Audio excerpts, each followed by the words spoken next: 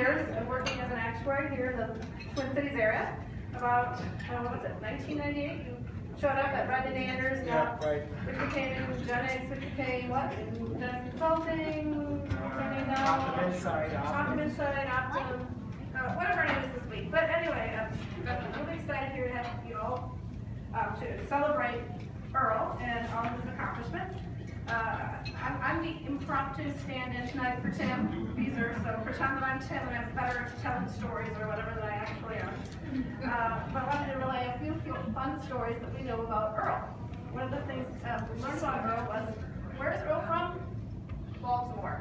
And what do people in Baltimore think of Minnesota? Cold. Cold? Anything else? They think there's still what? Native Americans running around? West of the Mississippi, so it's a little bit of a countryside. So when he moved over here back in, as you look on the pictures over there, 1969, to go to graduate school at the University of Minnesota, they were all kind of worried about it, right? But things worked out pretty well. Along the way, I believe at some social club, he met his wife, Barb. We're trying to remember what the name of it was, do you know? Hello.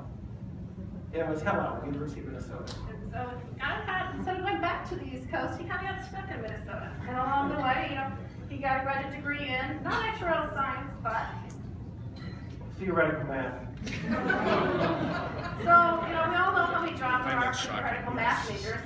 And so he joined the rest of us in working for the insurance industry, becoming an actuary. And I believe his first job was at St. Paul Companies, now known as Travelers.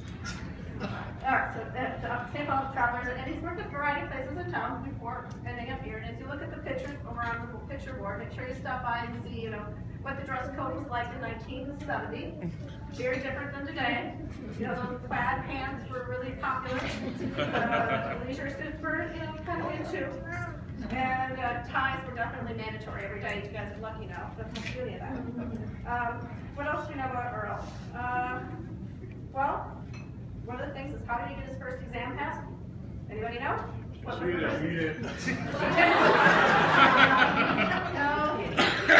because he was a mathematics person, he took the GRE. So he actually never took exam one. He got credit because he took the graduate medical exam instead. So he never took all of the exams. Kind of cheated, I guess.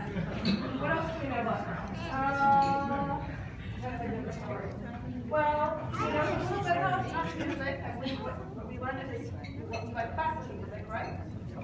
And what's a special song for you?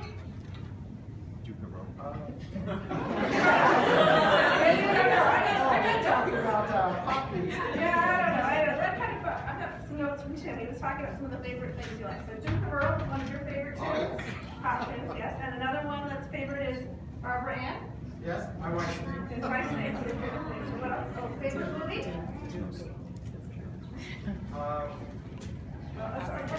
This is not what you told me. Oh, I heard it was Night of the Living Dead. Oh, yes. So I'm not sure why it's particularly memorable, but I do believe that what happened after watching it one time? We watched Night of the Living Dead, and then I proposed to Barbara.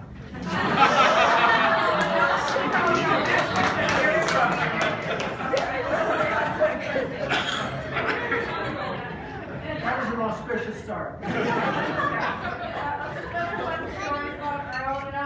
He has gone on a lot of Western vacations. I know all of us have too. So what was the very first one? It was Los Angeles. Los Angeles, that's the way we did. First family vacation, Mark, right? You love these actuarial meetings, right? Right. How many times have you been to New Orleans? Way too many, right? In June, right? Hot, humid, and actuarial meetings. What else do we know about Earl? Well, he's been trying to figure out what he's going to do in retirement. He's got some ideas, right? Yes, several. Okay, so what is one of them? Well, doing some math tutoring at middle school. Okay, I see that one on the list. I see another one here that says, oh, maybe some work at the U. Yeah, well, thanks to Rachel. Where are you, Rachel? Yeah, I got an introduction to somebody who runs the what's called the McFam program. That's Minnesota College of Finance and Actuarial Math. Did I get that right? Minnesota Center. Oh, 7. Okay. And actuarial. So they've asked me about doing a module in the fall.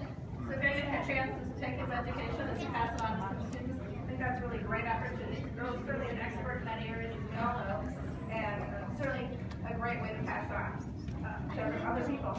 One of the other things I know, we're looking forward to traveling, not to SOA meetings, we know that's important too, and a whole world of learning. Now, the other thing we do know is he's graciously volunteered to be as we call it, the casual employee, which means, when we need him, he's ready to have it at home, and we'll pay him, like an hourly employee.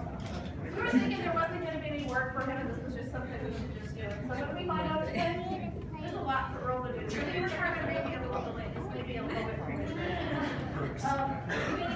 Maybe a short retirement. Short retirement. Well, we're only getting one party, so enjoy this one this evening. We're going to make sure this is my silly gift, but I kind of want you to know that maybe it's a gift to Barb, or maybe it's not. I've been kidding you about, it's not just your retirement, it's Barb's retirement. And that he might need to learn a few things. She might want to give up some things. I didn't ask Barb if this is true or not, but one of the things I've been talking to him is, he said he doesn't know how to cook at all. And that he was going to starve every time Barb went on his house. So he's now going to become an official expert of crock pot cooking at home. So I'll be anxious to hear, he has the topics. It's called the Everything Kosher Slow Cooker Cookbook. I know how to cook them easily and fast. Well, the hard part is going to be finding anyone who would eat my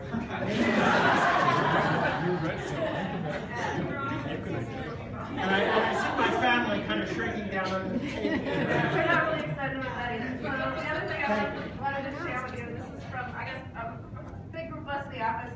Earl was very,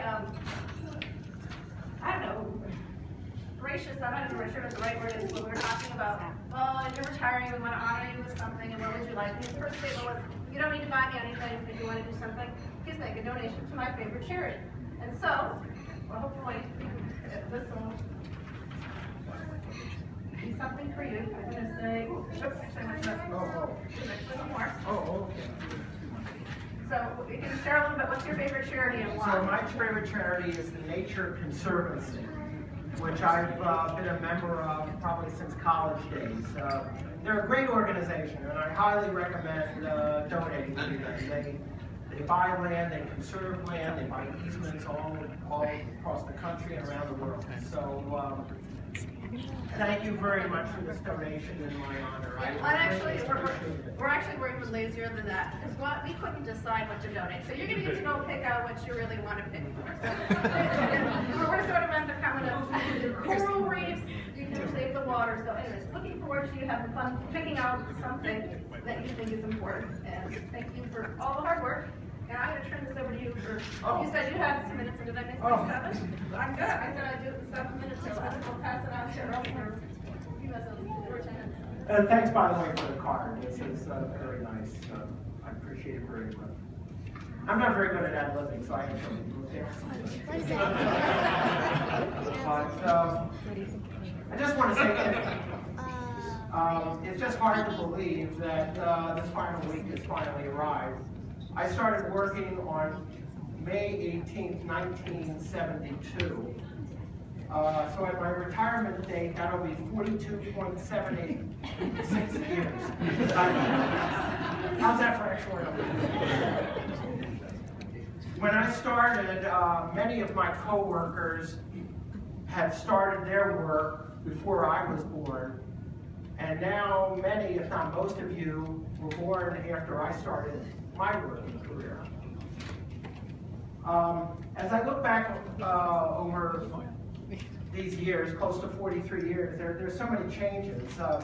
When I started, the predominant form of health insurance was basic hospital daily indemnity, plus scheduled surgical benefits, plus supplemental major medical insurance. And so today you have consumer plans, you've got the 3 R's, you've got all that ACA rate filing fund stuff, you've got consumer plan, everything else.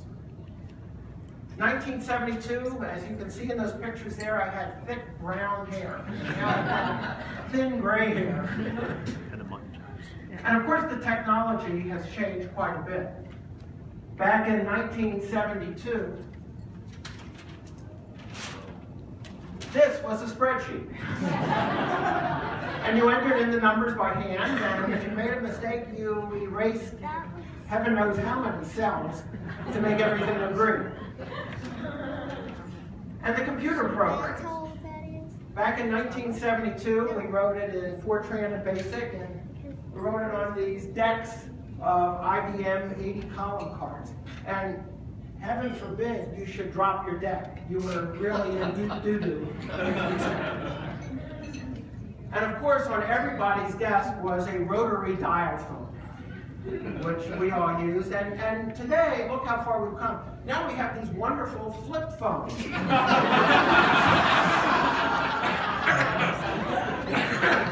Wait, you mean there's something even better?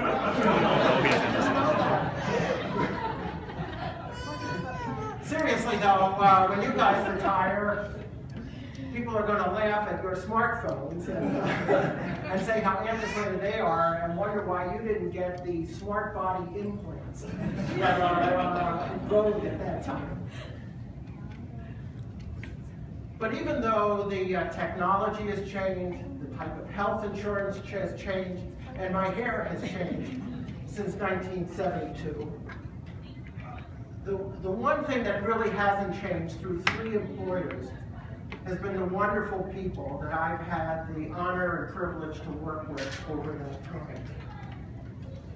And there's at least one, maybe 2 of you here who have worked with me at 2 employers.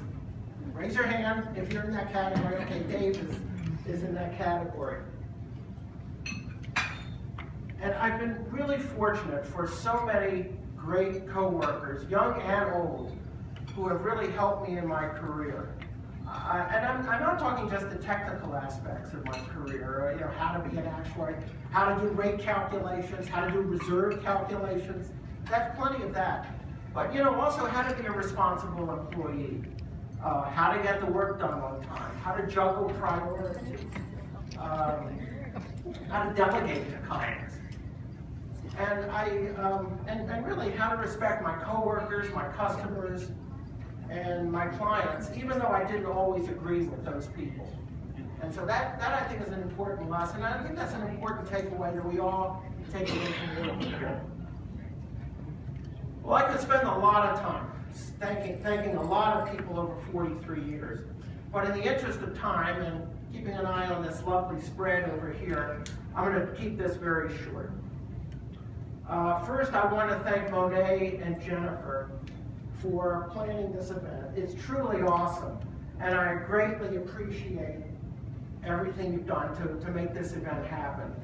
Jennifer, you've really been a great friend, and want to thank you for that. Thank you for keeping our office running so smoothly over all the years, and thanks for your great treats. He's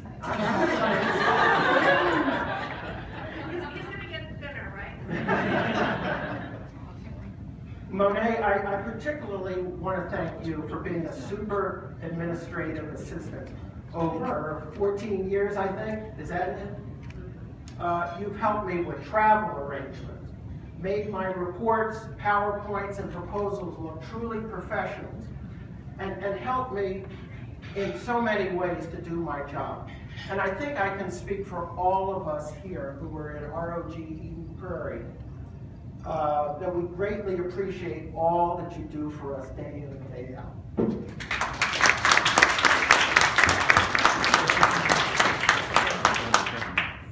Next, I'd like to thank my family for all their support. They're in this table here, so you don't have to stand, you can just wave your hand if you like. First of all, my son Howie and my daughter-in-law Carly. And they have 2 kids who aren't here, Stella and Maya. And next, my daughter Debbie, and my son-in-law Matt, who's recording this all for posterity. And my grandkids Lexi, wave your hand, Zach, and Ruby. There she is. And of course, I want to thank my wife, Barb, who has been there throughout the whole 43-some years and has seen it all. The high points of my career and the not so high points of my career. And after I finish talking, go up to her and ask her about our midnight dinner runs when I was studying for actuarial exams. I think we had the whole menu for the St. Clair Broiler and Mickey's Diner memorized. I can thank scores of coworkers, so many of you here today who have helped me over the years. But for fear of forgetting anyone, I'd just like to mention one. Jay Bekoff wasn't able to come here today, but Jay hired me at Redmond Anders back in 1998, after I got laid off when my company downsized and sold off the health insurance line of business. And I knew Jay, and I gave him a call, and Jay hired me.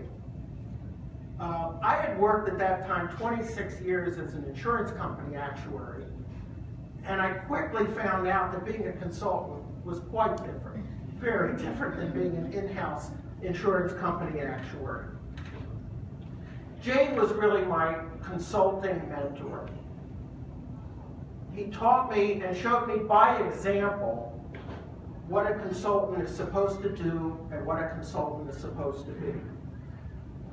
How to provide service for your clients and how to basically keep their expectations within reason. Because sometimes they have very unlimited expectations. And I think that was an important lesson. You know, basically I had come from insurance companies saying, well, when your boss tells you to do something, when the boss tells you to jump, the answer is the question is how high. And Jay said, you know, you got to manage your client's expectations. I'm very grateful for Jay's guidance during this period of my career, and I want to thank him very much for that. And to all of you here today, thank you so much for coming. I can't tell you how much your presence here means to me right now. You know, it's a time like this that a person realizes how much time he or she spends with his coworkers, how much of your life you spend with your coworkers, and how much your coworkers are really part of your life. They say that life is a journey and not a destination, and I'm eagerly looking forward to the next part of my life. I want to wish you all the very best in your careers and in the years ahead. And do keep in touch. Thank you very much.